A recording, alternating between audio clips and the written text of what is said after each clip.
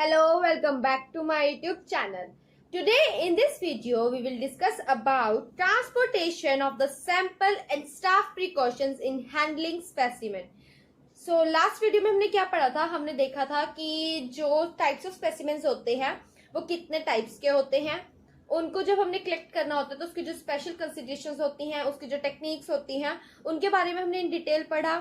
ठीक है, जो प्रिकॉशंस हमें कलेक्शन के टाइम पे लेने होते हैं वो प्रिकॉशंस के बारे में भी हमने डिस्कस किया। सो आज की वीडियो में हम पढ़ने जा रहे हैं transportation of the sample and staff precautions in handling specimen. So without wasting time let's begin our video. सबसे पहले हम डिस्कस करेंगे ट्रांसपोर्टेशन ऑफ द सैंपल कैसे करते हैं। ठीक है, so samples are transported as per the standard regulation subject to every particular sample.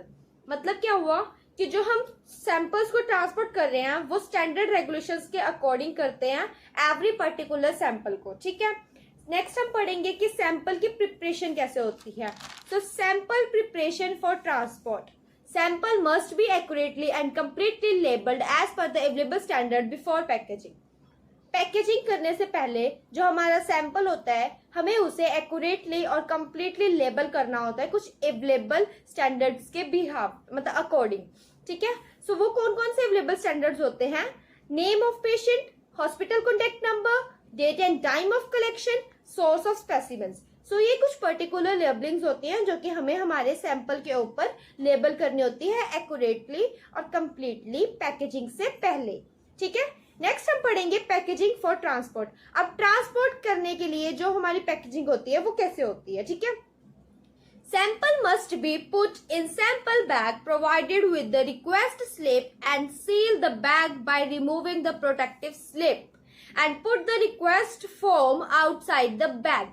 अब क्या कहा गया है, जो हमारा सैंपल है वो हमें सैंपल बैग जो हमें प्रोवाइड किया जाता है एक रिक्वेस्ट स्लिप के साथ उसके अंदर रखना होता है। ठीक है, और जो सील होती है बैग की वो जो प्रोटेक्टिव स्लिप होते हैं उसे रिमूव करके मतलब कि हमें उसे ओपन करना होता है और उसके अंदर हमें एक रिक्वेस्ट फॉर्म को पुट करना होता है बैग के आउटसाइड वाले पोर्शन में। ठीक है, सो ये हमारा बैग सैंपल बैग के अंदर सैंपल रखना और एक रिक्वेस्ट फॉर्म को रखने का तरीका था कि हम कैसे उसको रखते हैं, क्या उसकी प्रोटेक्टिव स्लिप होती है, क्या उसकी रिक्वेस्ट स्लिप होती है। ठीक है, नेक्स्ट हमारे पास आता है blood samples must be placed in their coloured bag respectively.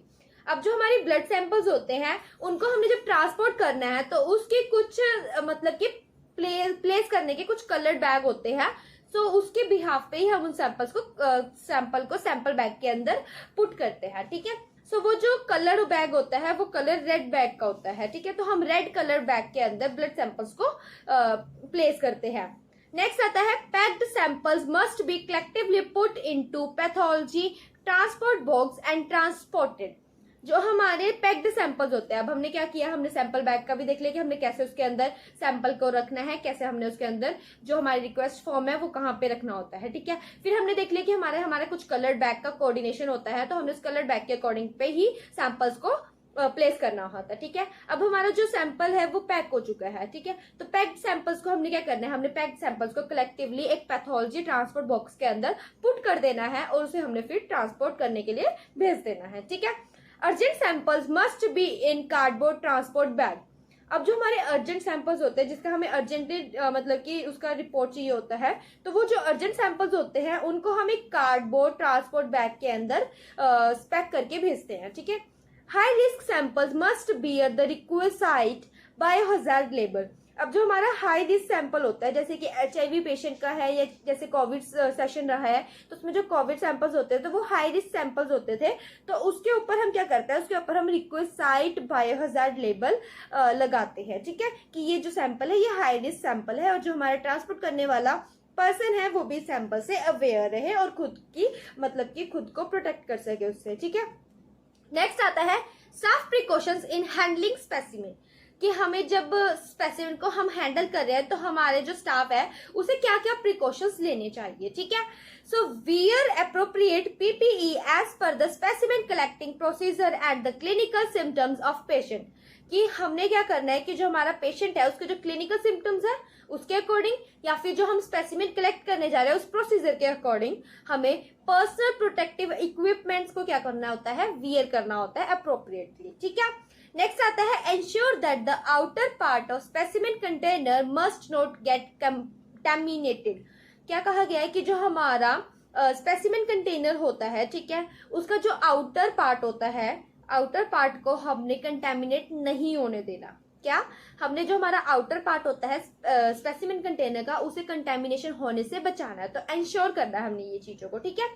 The lids of the container must be tightly secured to prevent any leakage।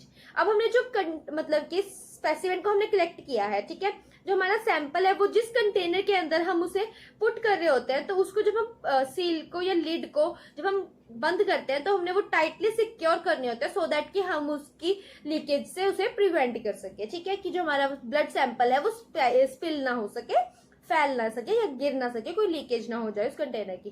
सो इसलिए हमने जो हमारी लिड होते हैं वो टाइटली सिक्योरली उसको बंद करना होता है, ठीक है।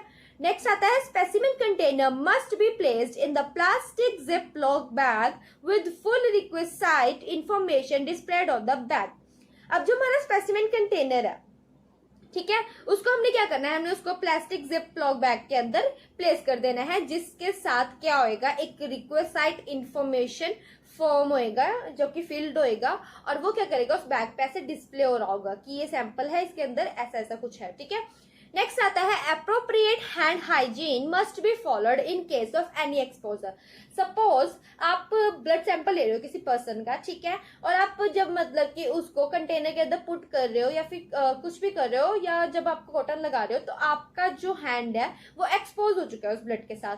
तो आपने क्या करना है उस टाइम पे, आपने तुरंत एक हैंड हाइजीन परफॉर्म करनी है, appropriate hand hygiene, so that आप उस एक्सपोजर से खुद को बचा सको, ठीक है। नेक्स्ट आता है if there is any risk of airborne transmission then the specimen collection must be done in a negative pressure room, example in case of TB patients. क्या कहा गया है, सपोज कि आपने किसी मतलब कि पेशेंट का सैंपल लेना है, रेस्पिरेटरी सैंपल लेना है, ठीक है। सो जो हमें क्या है, हमें रिस्क है एयरबोर्न ट्रांसमिशन का, उस डिजीज का एयरबोर्न ट्रांसमिशन का अगर हमें रिस्क है, तो हमने उस स्पेसिमेन को जब हमने कलेक्ट करना है, सो वो जो कलेक्शन है वो एक नेगेटिव प्रेशर रूम के अंदर परफॉर्म की जाएगी, ठीक है। जैसे कि एग्जांपल दिया गया है कि जो ट्यूबरकुलोसिस के पेशेंट्स होते हैं, उसका जब हम स्पेसिमेन कलेक्ट करते हैं तो वो हम एक नेगेटिव प्रेशर रूम के अंदर कलेक्ट करते हैं, ठीक है। लास्ट पॉइंट आता है alternatively a well ventilated room must be used for such specimen collection. अब आपने देखा ही होगा कि हॉस्पिटल्स के अंदर लैब्स होते हैं जहाँ पे स्पेसिमेन कलेक्ट होते हैं, ठीक है। तो इसमें भी यही कहा गया है कि हमने क्या करना है, हमने एक ऑल्टरनेटिव रूम रखना है जो कि वेल वेंटिलेटेड होना चाहिए, जिसके अंदर सिर्फ हम क्या करेंगे, स्पेसिमेन की कलेक्शन करेंगे, ठीक है। सो आज की वीडियो में इतना ही था। हमने क्या पढ़ा, एक बार हम समराइज कर लेते हैं। हमने पढ़ा कि हम जो सैंपल्स हैं उसको हम ट्रांसपोर्ट करते हैं, सो वो कैसे करते हैं, हम उसको कुछ स्टैंडर्ड रेगुलेशंस होती हैं, उसके अकॉर्डिंग हम हर एक सैंपल को ट्रांसपोर्ट करते हैं। फिर हमने देखा कि सैंपल की प्रिपरेशन होती है, जिसके अंदर हमने क्या करना होता है, जो सैंपल लेबल होता है उसको हमने कुछ अवेलेबल स्टैंडर्ड्स के बिहाफ पे लेबल करना होता है उसके अकॉर्डिंग, ठीक है। फिर हमने देखा कि जो हमारा मतलब सैंपल है वो लेबल हो चुका है, तो उसके बाद हमने क्या करना है, उस सैंपल की पैकेजिंग करनी है ट्रांसपोर्टेशन के लिए। तो हमने देखा जो हम सैंपल की पैकेजिंग करते हैं उसके लिए कुछ सैंपल बैग्स होते हैं, जैसे कि अर्जेंट के लिए कार्डबोर्ड बैग होता है, और जो पूरे सैंपल्स होते हैं उसको कलेक्टिवली ट्रांसपोर्ट करने के लिए पैथोलॉजिकल ट्रांसपोर्ट बॉक्स होता है, तो और हाई रिस्क के लिए बायोहजार्ड स्लिप हमें उसके ऊपर लगानी होती है, लेबल करना होता है। तो ये सारी हमारे पैकेजिंग के कुछ तरीके थे जो हमने पढ़े, ठीक है। फिर हमने देखा कि staff precautions in handling specimens की, जब हम स्पेसिमेन को हैंडल कर रहे हैं उस टाइम पे स्टाफ प्रिकॉशंस क्या क्या हमें लेने होते हैं। तो जैसे कि हमने देखा कि हमें पीपीई किट है जो वो अप्रोप्रिएटली सैंपल के अकॉर्डिंग और प्रोसीजर के अकॉर्डिंग, पेशेंट के सिम्टम्स के अकॉर्डिंग हमें पहननी चाहिए, ठीक है। हमने इंश्योर करना चाहिए कि जो हमारा सैंपल का कंटेनर है वो मतलब कि कंटेमिनेट ना होए, जो लिड है वो टाइटली सिक्योर रहे, स्पेसिमेन जिसको हम मतलब कि कलेक्ट किया है हमें, तो उसका जो कंटेनर है वो जिपलॉक बैग के अंदर हम फिल करते हैं, तो उसके साथ में हमें एक फॉर्म भी रखना होता है जो कि उस बैग पे डिस्प्ले होना चाहिए। फिर हमने देखा कि अगर हमारा हम किस बाई चांस या किसी मतलब ब्लड से या किसी भी चीज से, स्पूटम से एक्सपोज हो जाते हैं, तो हमने एक अप्रोप्रिएट हैंड हाइजीन को परफॉर्म करना है, ठीक है। फिर हमने देखा कि अगर एयरबोर्न ट्रांसमिशन या किसी भी डिजीज एयरबोर्न से रिलेटेड ट्रांसमिशन का हमें रिस्क है, तो हमने उसके जो सैंपल्स लेने हैं वो हमें नेगेटिव प्रेशर रूम में लेने होते हैं। और हमने लास्ट देखा कि जो हमारी सैम्पलिंग करने के लिए मतलब स्पेसिमेन कलेक्शन होती है, तो उसके लिए एक अल्टरनेटिव रूम हमारे पास होना चाहिए। ठीक है, सो आई होप आपको समझ आया होगा। मिलते हैं नेक्स्ट वीडियो में, बाय बाय।